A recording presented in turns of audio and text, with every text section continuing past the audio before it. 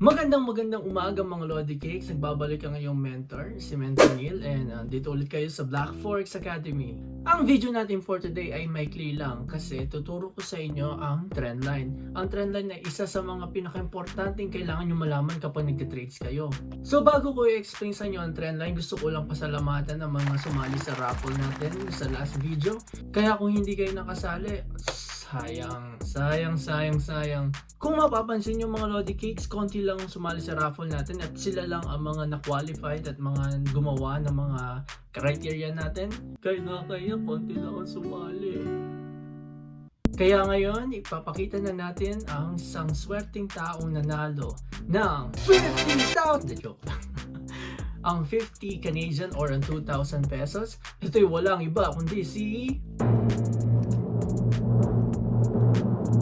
Edmond Paano ng Pampanga, Philippines. Maraming salamat Sir Edmond sa pagsali ng raffle natin. And ipipm ko lang kayo sa aking Facebook page. And pag-usapan natin kung paano mo makiklaim ang prize. Kaya congratulations ulit. So wala nang paligoy-ligoy pa mga Lodi Cakes. Simulan na natin ang tutorial.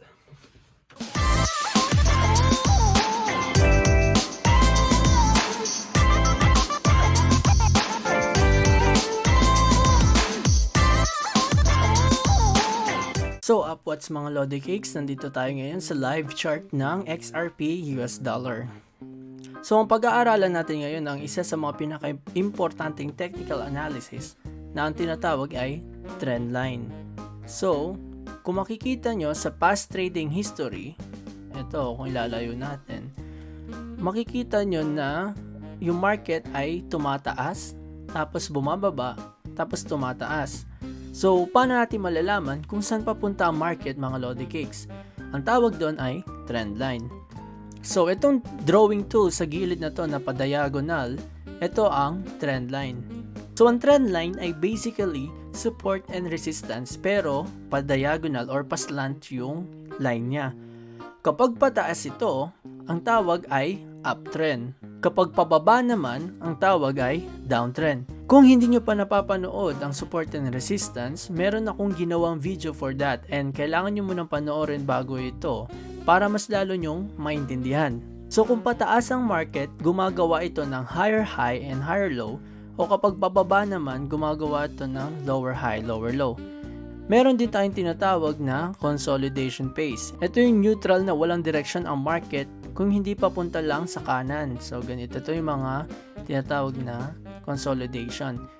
Yung market natin mga Lodi Cakes always yung papunta sa kanan. Kaya kung mapapansin nyo dito, gumagawa pa lang siya ng candle dito. Ito yung part na hindi tamang time para pasukan ng isang market kasi wala nga direction to. So pwede ka ma-liquidate or matalo. Kapag ganito, aantayin nyo lang mag-breakout at mag-retest saka kayo papasok ng position. So ang binanggit natin kanina ay yung higher high and higher low. So paano nga bang itsura nun? Ang higher high, ganito. Kapag pataas ang market, ganito ang itsura niya. Nagkikreate siya ng higher high, higher low, higher high, higher low, higher high, higher low.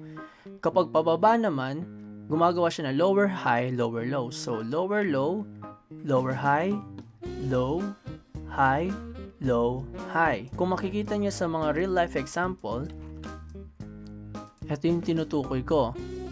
High, low, higher high, higher low, and higher high.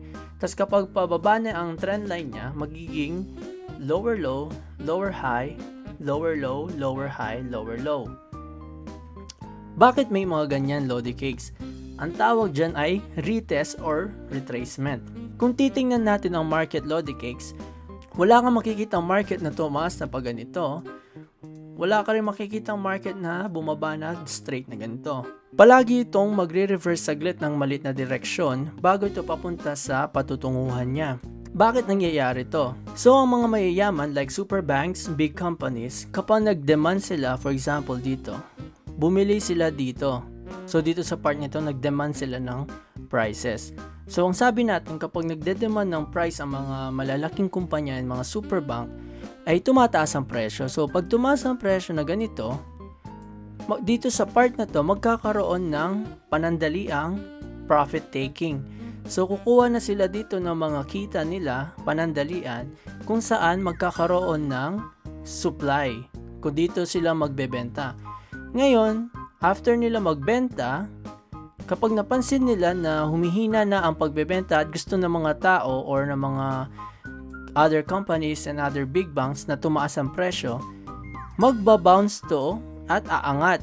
Kasi dito sa part na to, may demand na naman, tataasan naman dito.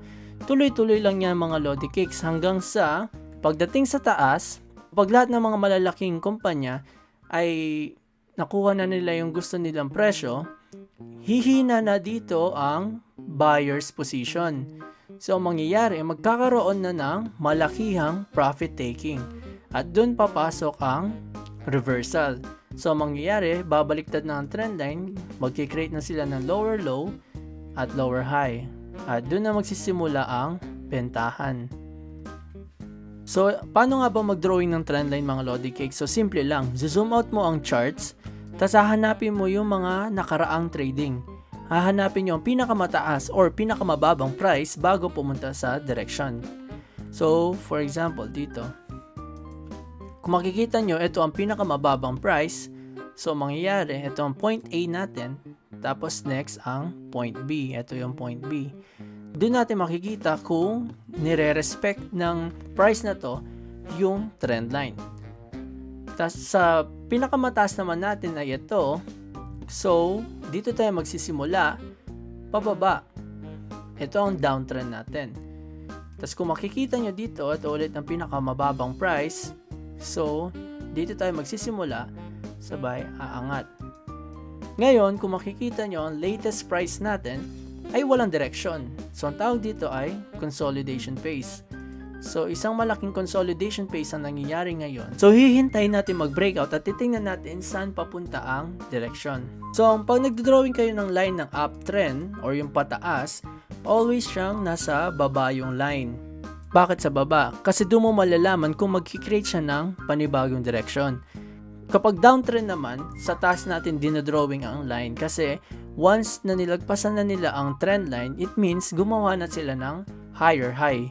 Na ang ibig sabihin ay bagong trend line na. Kung mapapansin nyo mga Lodi Cakes, nag-up, down, nag-touch siya sa trend line, up, down dito sa trend line to. Kung mapapansin nyo, nilagpasan na niya yung line, yung trend line. Ano ibig sabihin nun?